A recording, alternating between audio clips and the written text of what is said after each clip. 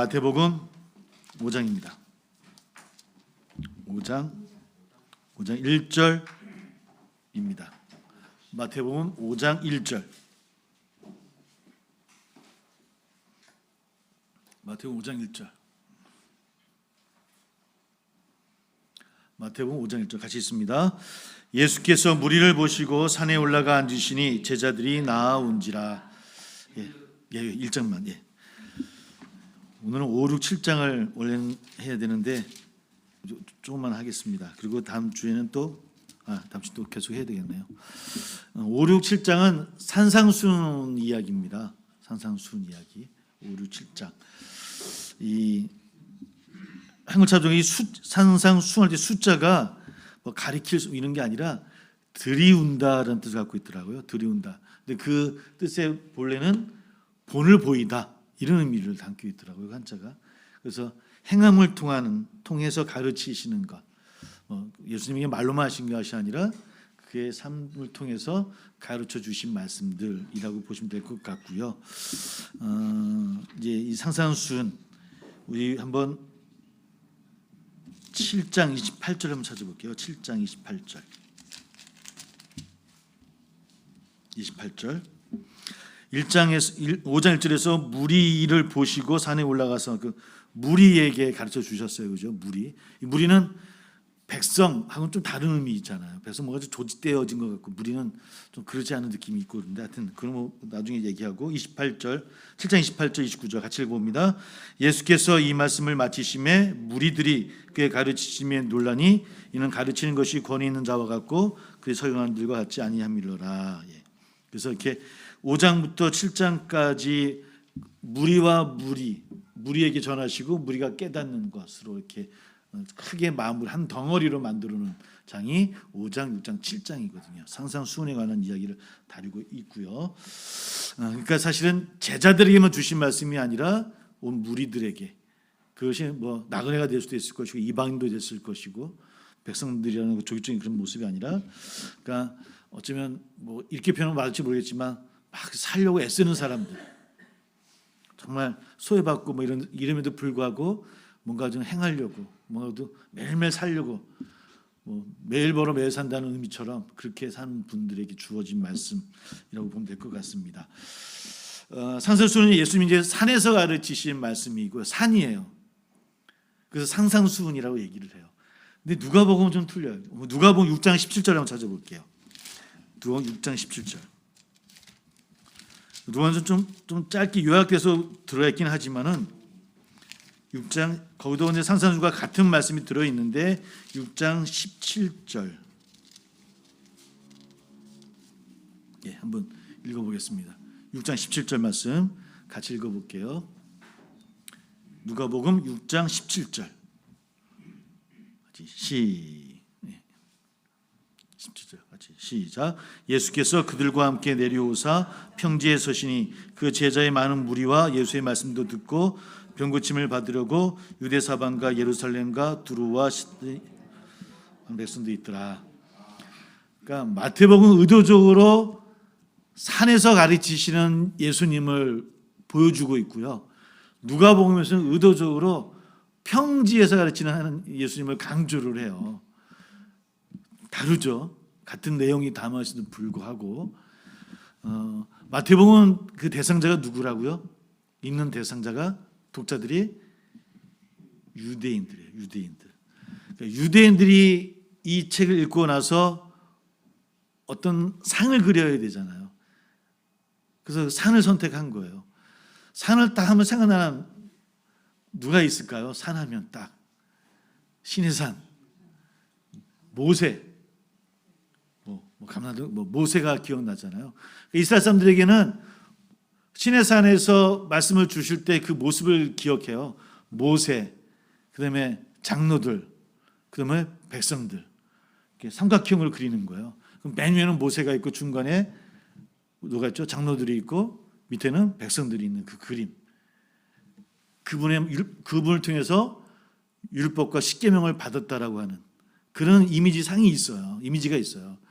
똑같이 예수님도 그 그림을 그리는 거예요. 지금 예수님이 산 위에서 무리를 향해서 가르치지만 예수님 다음에 누가 있는 거예요? 제자들이 가까이 있고 그 후로 무리들이 있어요. 그래서 그 상을 비슷하게 그려나가요. 그래서 모세에게 주셨던 십자가와 십계명과 율법이 있다고 한다면 이제 이 마태 저자는 예수님을 통해서 새로운 십계명과 율법을 주신 거예요. 그게 뭐냐면 산상수훈이에요. 그러니까 산상수훈은 새로운 율법인 거예요. 새로운 십계명인 거예요. 새로운 말씀을 유대 백성들에게 이제 전하는 그런 그림을 그리고 있는 것이 마태복음의 그림이에요. 대상이 누구이기 때문에 유대인들이기 때문에 유대인들이 그릴 수 있는 상을 그리는 거예요. 근데 누가복음은 우리가 전번에 배워서 누구에게 쓴 책입니까? 누가복음은 데오빌로 이방인들. 그러니까 이방인들에게 주어진 말씀이 누가복음이에요. 그러니까 이방인들에게 예수님의 상은 어떤 상이냐면 나와 함께하는 분. 우리가 어디 있든지 함께 하시는 그분. 위에 계시는 분이 아니라 우리 곁에 서서 우리에게 가르쳐 주시고 우리와 같이 생활하시고 우리에게 행하시는 그런 하나님. 우리와 함께 하시는 말씀이라고 하는 그런 이미지를 누가복음에서는 그리고 있어요. 그래서 마태복음과 누가복음이 똑같이 산상수훈의 이야기를 다루고 있지만 물론 정리된 건 마태복음이 하지만 그러나 장소는 다르다라고. 저자의 의도가. 근데 사실 이게 그러면 다른 건가요? 이게 재밌어요. 이스라엘은 평지가 거의 없어요. 그러니까 어떻게 보면 산이고요. 어떻게 보면 평지예요. 사실은 산 아래 이런 게 뭐 별 이렇게 가름이 별로 없는 그런 지형이 이스라엘 지형. 그러니까 예수님이 산이라고 말씀하셨지만 우리가 알고 있는 뭐 이런 계룡산이 아니에요. 그냥 이렇게 언덕이에요. 예루살렘도 언덕 위에 지어진 수도거든요.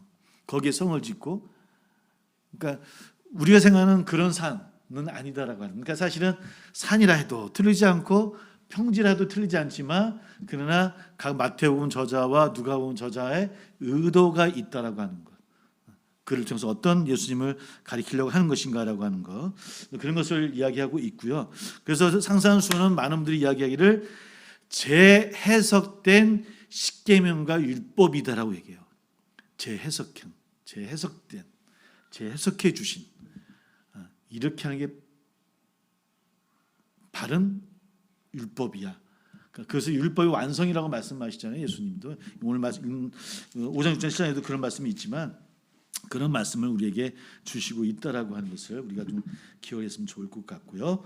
5장을 보면 우리 잘 알고 있는 이제 팔복의 이야기. 우리가 산상수훈만 하면 팔복만 기억해요. 사실은 팔복만 상산수훈이다 생각하는데 5장, 6장, 7장이 다 이 산상수훈에 들어가는 말씀이에요. 전체가 그 가운데 팔복의 이야기가 있는 것이고요. 그게 1장 1절부터 12절까지 또 그 다음에 소금과 빛에 대한 이야기들. 그 다음에 17절부터는 율법에 대한 완성에 대해서 이야기하고 계시고 뭐 그런 의미들이 계속 이어지게 되어집니다. 팔복을 한번 볼게요. 10장 1절부터 12절까지 있는 말씀. 뭐 하나하나 살펴보지는 않겠고 이제 팔복입니다. 팔복의 시작은 뭐로 시작되어집니까? 심령은 가난한 자는 복이 있나니 천국이 그들의 것이미요라고 해서 복에 대한 복되다라는 의미를 이야기를 하고 있는데 뭐뭐하는 자는 뭐 또 뭐뭐하는 자는 이런 식으로 돼 있잖아요. 심령이 가난한 자, 애통하는 자, 온유한 자. 그래서 우리가 한글로 읽을 때는 뭐뭐 해야지만 복이 있는 것. 조건처럼 보여요. 그죠? 뭘 해야 복이 있다. 그러니까 심령이 가난해야 복이 있는 것처럼 보이고, 온유해야 복이 있는 것처럼 보이고, 궁일이 여기야만 복이 있는 것이고, 그죠? 근데 사실 원어를 찾아보면 마카로니아라는 그 단어를 복되다라는 그런 표현인데 원어는 순서가 이래요. 심령이 가난한 자는 복이 있도다 아니라 복되다. 심령이 가난한 자여 이렇게 되어 있어요. 그러니까 복됨이 먼저 선포되어져요. 그러니까 팔복의 이야기는 천국 백성이 이래야만 복된 거야라고 하는 게 아니라 천국 백성의 정체성을 이야기하는 거예요. 천국 백성은 복된 거예요. 근데 그 백성은 어떤 정체성이 어떤 거라고요? 심령이 가난한 거고 온유한 거고 궁히 여기는 자인 거고. 그러니까 그 정체성을 얘기하는 것이 조건을 이야기하는 게 아니라는 거예요. 이걸 해야만 복된 거야가 아니라 천국 백성은 복돼요. 그 복됨의 그분은 이런 모습을 갖고 있다는 거예요. 우리가 빛과 소금을 얘기할 때 빛이 되서라고 얘기하면 안 된다고 그랬잖아요. 빛이라고 얘기했잖아요. 소금이라고 했잖아요. 똑같은 거예요. 복된 백성이라고 하는 거, 그런 의미를 갖고 있고, 시편에서도 이제 이런 의미가 많거든요. 시편은 뭐 아슈레라는 단어로 해서 복되다는 표현을 많이 쓰는데, 그 아슈레라는 그 히브리어가 이제 이 그리스 헬라어로 이제 변화진 게 마크로니아 이 단어거든요. 그래서 먼저 쓰여지고 하는 거, 뭐 가난, 애통, 온유, 의의 줄임. 사실은 정체성을 얘기하기는 하지만 우리가 이렇게 살기를 원하십니까? 솔직한 얘기로. 팔복을 많이 얘기하는데 막 가난해야, 심령이 막 가난해야 되고. 마가복음에서는 이제 실질적인 물질의 가난을 얘기해요. 마가복음에서는. 여기서는 뭐 여러 의미가 있지만 가난해야 되고, 막 애통해야 됩니다. 애통해야 되고, 온유한 자는 뭐 그냥 넘어갈 수 있겠지만 의에 줄이고 목말라야 되고, 이런 삶은 우리가 정말 살 수 있을까? 사실은 이런 삶은 어떤 삶입니까? 고난의 삶이에요. 어려운 삶이잖아요, 그렇죠? 고난의 삶이에요. 그러니까 뭐 힘들어요. 이 말을 읽는 그 무리들도 그랬을 것 같아요. 뭐 빽이 있나요, 어떤 있나요? 벗어날 길이 없는 것 같은 그런 사람들. 그래서 그분들은 이 누구만 바라보게 되는 겁니까? 하나님만 바라보게 되는 거예요. 하나님께만 구하게 되어지는, 하나님만 의지하는 삶, 하나님만 바라보고, 그런 사람들이 하늘나라 백성이고 그런 사람들이 복된 자라는 거예요. 그러니까 이건 파격적인 말씀인 거예요. 그러니까 이스라엘 사람들이 생각했던 복의 개념은 모세를 통해 율법을 받아서 그들이 생각하는 복은 율법을 잘 지키면 하나님이 큰 복을 주시는 거예요. 그리고 가난하고 막 맨날 애통하는 그런 사람들은 복 받은 사람들이 아니에요. 그 사람들은 소외되는 사람들이에요. 하나님의 복에서 제외된 사람들이에요. 천국 백성이 아니라고 생각했던 그 유대인들이 갖고 있는 정체성이었어요. 근데 오늘 예수님은 아니 그걸 깨는 거예요. 아니다라는 거예요. 너희들이 소외됐던 그런 사람들, 하나님만 바라보는 그 사람들, 하나님만 의지하는 삶, 그것이 천국 백성의 모습이고 그게 복되다라고 하는 거죠. 그런 사람들은 긍휼과 청결과 평화를 위해서 사는 사람들이고요. 의를 위해서 혹 박해를 받는다 할지라도 그 복이 오히려 클 것이다라고, 천국을 소유한 것이라고, 뭐 천국에 두 번 얘기하지만 천국을 소유한 자다라고 이렇게 이야기하는 팔복의 이야기. 사실은 첫 산상수훈의 선포부터 유대인들이 갖고 있던 그들의 복의 개념을 깨는, 유대인뿐만 아니라 우리가 갖고 있는 복의 개념도 깨는 거예요. 우리도 이런 복, 사실은 팔복이니까 이렇게 살아야 된다. 이게 산상수훈이 천국 백성이 살아가야 되는 삶이에요. 그리스도인이 살아가야 되는 삶이에요. 그러니까 우리가 성경을 읽을 때 다들 다 내려놓더라도 그리스도인답게 살아가야 된다고 한다면 이 5장, 6장, 7장을 늘 기억하며 살아야 되는 삶인데, 첫 선포부터 우리가 갖고 있는 사고와는 틀려요. 가치관과는 너무 틀려요. 우리는 누려야 되고 명예도 가고 권력도 가져야 되고 땅땅거려야만 그런 복을 그게 복이고, 복을 누린 거 봐서는 하나님께 복 받은 거야 라고 생각한다는 거죠. 근데 아니라는 거예요. 천국 백성의 정체성은 그런 게 아니다라고 하는 거예요. 예수님의 선포가 그 가운데 있고요. 뭐 똑같이 이어져 나갑니다. 그다음에 이제 13절부터 소금과 빛에 관한 이야기를 하죠.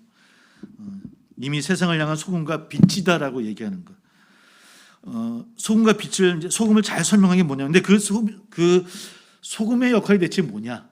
우리 한번 마가복음 9장 50절 한번 찾아볼게요. 마가복음 9장 50절. 마가복음 9장 50절.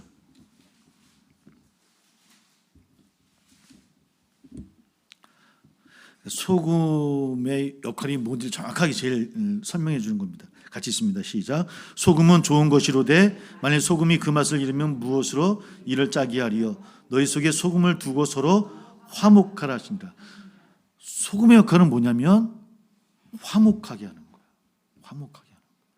그러니까 그리스도인들이 소금이고 빛인데 내가 소금이잖아요. 우리는 어디 가든지 화목하게 하는 삶을 누려야 된다는 거죠. 막 싸우면 안 되는 거예요. 갈등을 일으키고 그러면 안 되는 거죠. 또 빛이 뭐냐면 5장 16절 읽어보면, 마태복음 5장 16절이요. 제가 읽어볼게요. 이같이 너희 빛이 사람 앞에 비치게 하여 그들로 너희 착한 행실을 보고 하늘에 계신 너희 아버지께 영광을 돌리게 하리라. 빛이 뭐라고요? 착한 행실. 착한 행실이에요. 그러니까 그리스도인은 화목해 하는 자이고 착한 행실을 이루는 사람인 거예요. 착해야 돼요. 우리 교회 다니는 사람이 착해야 되는 소리, 이건 기본 들어야 되는 거 아닙니까? 솔직한 얘기로. 가끔 저 사람은 교회 다니는데 독해 아주 사람이. 이 소리 들으면 대화 안 돼요. 안 돼요. 이건 1900세기 사람이 정체성이 아니에요. 일단 착하고 봐야 되는 거예요. 어떨 때는 좀 바보라고 들어도 이 땅에서 조금 그것 때문에 좀 피해를 보더라도 주님 말씀하시는 1900세기의 삶은 착한 거예요. 착한 행실이에요. 그래서 화목하게 만드는 거예요. 화목하게 만드는 거예요. 그 화목해 하는 게 뭐냐? 샬롬이고요. 평화고요. 말씀하신 예수님의 그 사역 말은 샬롬하고 평화하고 또 빛, 착한 것이 뭡니까? 정의, 째다크예요. 그러니까 샬롬과 정의예요. 예수님의 율법의 총괄 이야기하는 예수님의 사역을 정리하면은 샬롬과 째다크예요. 화목해 하는 것과, 물론 그렇다고 예수님도 내가 칼을 주러 왔다 이런 말씀도 하시긴 하셨죠. 그러니까 분노도 필요하긴 필요하지만 그 기본적인 그리스도인의 삶은 바로 샬롬과 째다크라고 하는 것. 빛과 소금 역할이 바로 그런 삶이라고 하는 것. 팔복과 연결되는 겁니다. 근데 그러려면은 팔복의 삶이 정체성이 우리 가운데 있어야 된다고 하는 것이죠. 그러면서 율법의 완성을 이야기를 합니다. 그죠? 7장 12절을 한번 볼게요. 7장 12절. 금방 끝낸다더니만 시작돼서 큰일 났네요. 7장 12절이 율법의 완성이 뭐냐고 이야기했을 때 7장 12절이 그 결론으로 봐요. 같이 한번 읽어봅니다. 시작. 그러므로 무엇이든지 남에게 대접을 받고자 하는 대로 너희도 남을 대접하라. 이것이 율법이요 선지자니라. 이것이 율법이에요. 남에게 대접을 받고자 하는 대로 너희도 남을 대접하라. 남을 대접하라. 그러니까 지금까지 갖고 있던 율법의 생각들이 잘못됐다고 하는 것, 돌이키라고 하는 것, 회개라고 얘기하고 있고, 그렇죠? 우리 5장 또 20절도 한번 볼까요? 5장 20절. 5장 20절 보겠습니다. 같이 읽어봅니다. 시작. 5장 20절 시작. 내가 너에게 이르노니 의가 서기관과 바리새인보다 더 낫지 못하면 결코 천국에 들어가지 못하리라. 의가 서기관과 바리새인보다 더 낫지 못하면, 그 당시까지 가장 의로운 사람은 누구라고 본 겁니까? 유대인들은 바리새인과 서기관들이에요. 그러니까 그 의는 어떤 의냐면 보여지는 의예요. 기도도 가다가 길거리에서 손을 들고 기도하고, 나 이만큼 헌금했어 이렇게 막 드러내놓고, 그리고 막 옷도 막 이렇게 그런 옷을 입고 나는 이렇게 성결한 사람이야라고 보여지고 있는 그런 의. 근데 그런 너의 의가 그들보다 낫지 못하면이라는 거야. 그보다 나아야 된다는 거야. 그는 보여주기 위함이에요. 형식이라고 하는 게요, 사람을 좀 흔들어요. 형식을 막 갖추잖아요. 그러니까 저도 이제 목사이긴 하지만, 저도 할 수 있으면 막 저도 성도입니다 막 하지만, 저도 막 갑자기 무게 잡고 막 층을 만들고 막 그러잖아요. 그럼 공동체가 어떻게 변할까요? 사람들이 막 저 사람이 만인 제사장인데 지만 잘났더니 안 돼, 막 도망갈 것 같죠. 근데 안 그래요. 사람이 참, 우리 이단을 생각해봐요. 우리가 보기에 그 이단을 교주하시는 분들이 땅나라고 신천지하고 정명서 이런 분들 보면, 이런 사람들 보면 아주 인간적인 생각입니다. 제가 볼 때는 이런 표현도 잘못하면 이제 차별이 되어지는데, 어디 시골에 면석이자 하시는 분들 막 그런 분들 같아요. 겉모습만 봐서도 저분을 따라갈 것 같지 않아요. 저는 솔직한 얘기로. 신천지의 그분이 누구죠? 이만희 씨를 봐도 제가 신앙생활을 하면 예 목사님은 그 양반이 막 내가 막 그렇다고 그러면은 저는 그 양반 보고 신앙생활 안 할 것 같아요. 진짜로. 겉모습만 봐서는. 제 취향입니다. 제 취향은 그래요. 솔직한 얘기로. 전면선 씨 봐요. 나는 겉모습 봐도 안 따라할 거, 저 같으면 안 따라할 거, 왜 그럴까요? 형식이에요, 형식. 정말 그 신앙의 형식을 만들어 놓잖아요. 그러면 교회 내에서 그거를 따라가요. 그게 정말 좋은 것처럼 보여지고 그래요. 그래서 형식이 많은 분들이 그런 얘기를 해요. 이건 정말 해서는 안 되는 얘기인데 형식이 돈이 된다는 얘기가 있어요. 교육자 사회도 교육자 사회에서도 그런 얘기를 하는 분이 있어요. 형식이 돈이 돼. 이런 얘기가 있어요.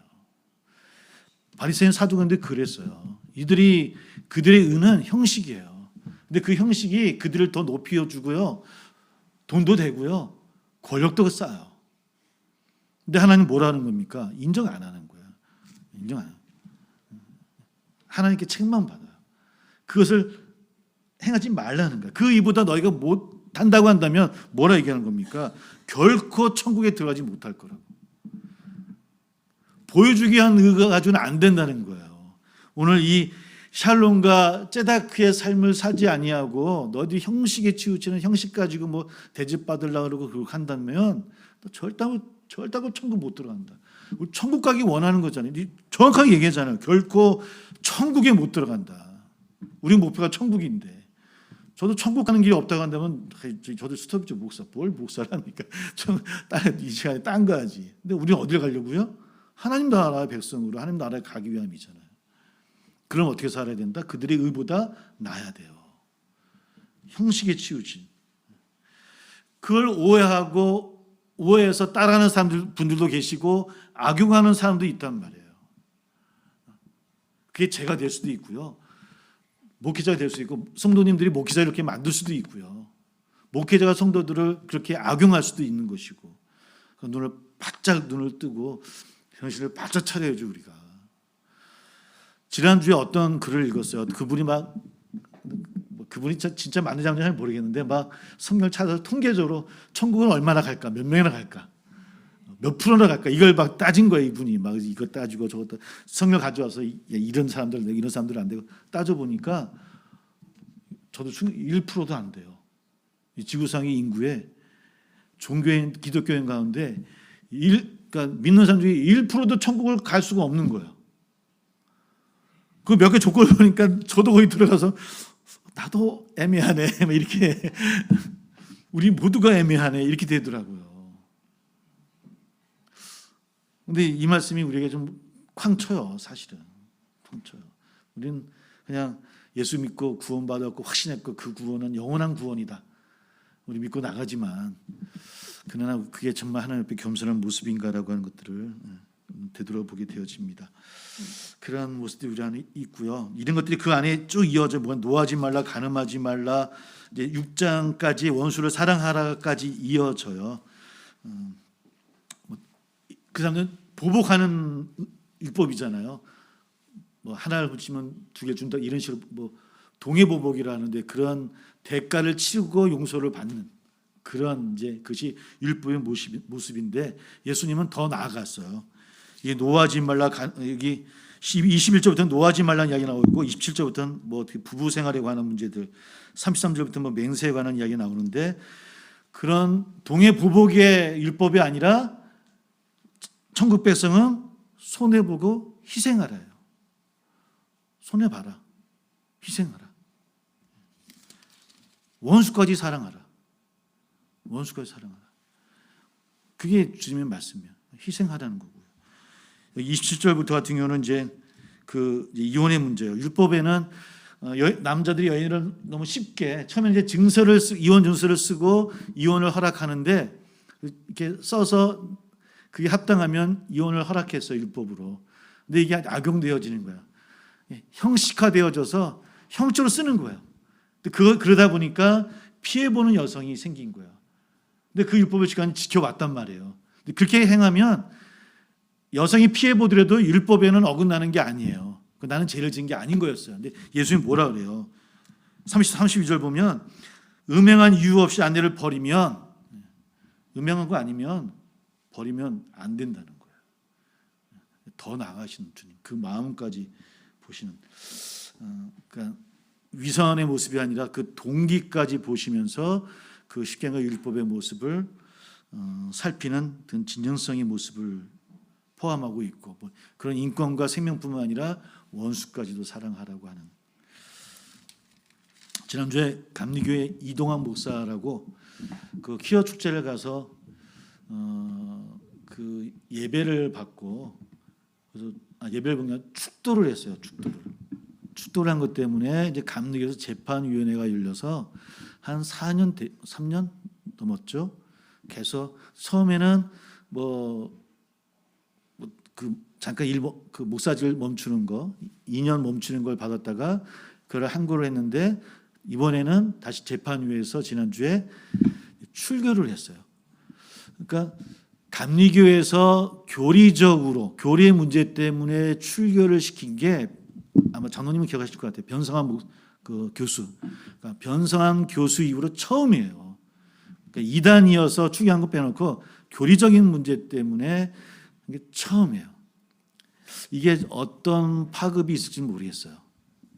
그래서 이제 그 교회, 큰 교회는 아닙니다. 작은 교회지만 그 교회 이제 그 성도님들도 그럼 우리 교회도 같이 출교해 달라라고 이제 이렇게 아마 요구를 한 것 같아요. 항소는 했고요.